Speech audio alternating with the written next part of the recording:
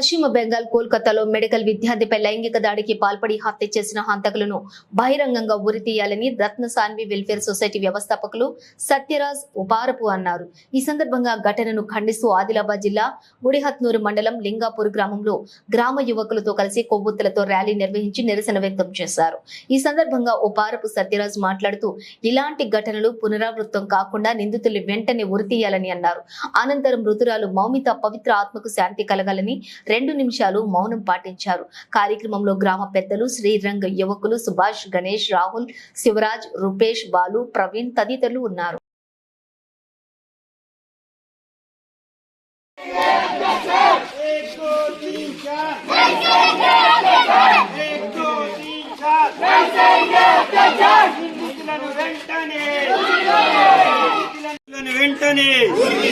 నిందితులను వెంటనే 1 2 3 4 1 2 3 4 We want justice.